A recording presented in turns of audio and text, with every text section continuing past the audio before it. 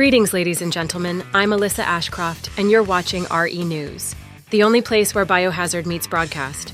Today, we have developments from the world of Resident Evil, from cryptic teasers to failed mobile ports, and yes, other whispers of a movie adaptation that might not disappoint fans for once. I know, hard to believe, but let's get to it. Capcom recently celebrated a major milestone, 10 million players for the Resident Evil 4 remake. But what caught the community's attention wasn't the congratulations. It was the cryptic tease hiding near the end of their video. Meanwhile, the Resident Evil 3 remake has quietly made its way to iOS. So quietly, in fact, that most players didn't even notice. Capcom's mobile ambitions continue, but early impressions of the iOS port range from technically impressive to why is Jill aiming with her elbows? And in film news, there may yet be hope. The first details have surfaced about the upcoming Resident Evil reboot. Sources close to the project claim that the film will remain faithful to the essence of the games, finally giving fans the survival horror film they've been waiting for decades. Sounds familiar, right? Capcom seems to have unveiled what appears to be a subtle teaser for the forthcoming Resident Evil 9. To celebrate the 10 million player milestone, the Resident Evil 4 development team posted a short video on social media on Friday, 25th April. It shows Ada Wong exchanging a few words with one of the most iconic villains in the history of video games, before moving on to Leon, surrounded by a horde of party hat wearing infected heading quietly towards the church.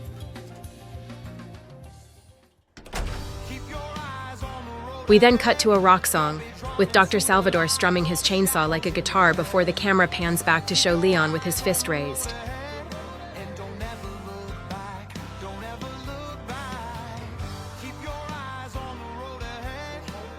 Behind him is a rustic sign reading, "Thanks for playing." A rather zany and original way of showing Capcom's gratitude to the players. Turn this panel on its side and you'll see that the boards form the Roman numeral 9s, in other words, the number 9. Although it's possible that all this is purely coincidental, as leaker Dusk Golem points out, this little Easter egg probably isn't there by chance, and has everything to make us think of Resident Evil 9. Especially as there's no lower board on the same panel in the first parts of the video, which means it's certainly been added intentionally. You're free to interpret this as you wish. Unsurprisingly, the Resident Evil 3 remake suffered the same fate as its predecessors when it landed on iOS earlier this year, despite an attractive launch price. App Magic, the leading authority on mobile application data, estimates that Resident Evil 3 has been downloaded just under 115,000 times on iPhone 3 weeks after its release. Not even enough to generate $50,000 in revenue for Capcom, according to the same source. However, the mobile gamer site points out that, like Resident Evil 2, Resident Evil 4, Resident Evil 7 Biohazard, and Resident Evil Village before it, Resident Evil 3 has benefited from Apple's support, with a spotlight on the App Store and some promotion on social networks. The advantageous launch offer seems to have done nothing to change the fact that there is no noticeable demand from high-end smartphone users for the big titles from the console and PC markets. All these ports run on the iPhone 16 and iPhone 15 Pro, as well as on iPads and Macs, equipped with the M1 chip or later. As the website Mobile Gamer suggests, Capcom's insistence on porting its Resident Evil titles to iOS platforms could simply be the result of a partnership with an Apple, keen to showcase the sheer power of its latest devices. A new Resident Evil film is in the works, with director Zach Kreger giving the first clues as to how he will adapt the story of the cult video games. In the adaptation department, the last corpses of Resident Evil are still very fresh. In 2021, the film Resident Evil, Welcome to Raccoon City, written and directed by Johannes Roberts, wanted to start from scratch by directly adapting the first two games with all the major characters from the saga. But he failed at the box office, and the sequel was immediately forgotten. In 2022, the Resident Evil series on Netflix had the preposterous idea of exploring Wesker's family in an outlandish story, spread over 2 eras. It sucked horribly and was canceled after just 1 season. Paul W.S. Anderson and Mila Jovovich's Resident Evil film saga may have caused a few strokes among fans, but it's still a business model that would make any studio drool.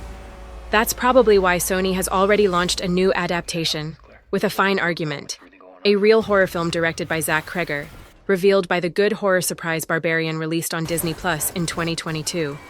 And the filmmaker continues to make us salivate with the first hints of his version of Resident Evil. Director Zach Kreger was on hand at CinemaCon to offer a few crumbs to excite Sony's target audience.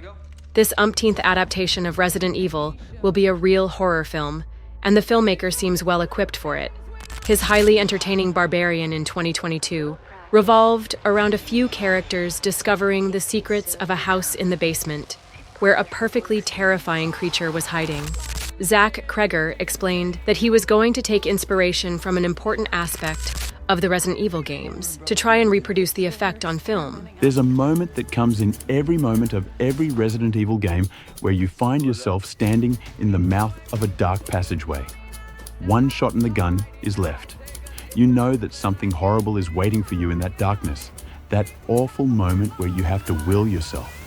That's something that every Resident Evil game has perfected and has kept me and millions of other players returning to the series for decades.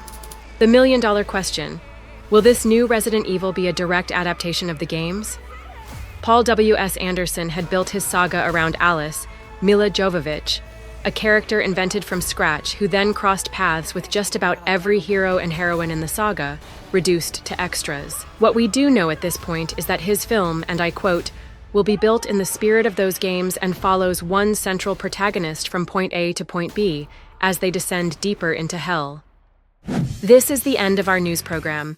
Thanks for watching. Please, don't forget to like and subscribe to our channel for more RE news and more Resident Evil-related content. Be sure to activate the bell so you don't miss any notifications and go on and share your opinion with us in the comments section. I'm Alyssa Ashcroft. Stay alert, stay armed, and stay skeptical.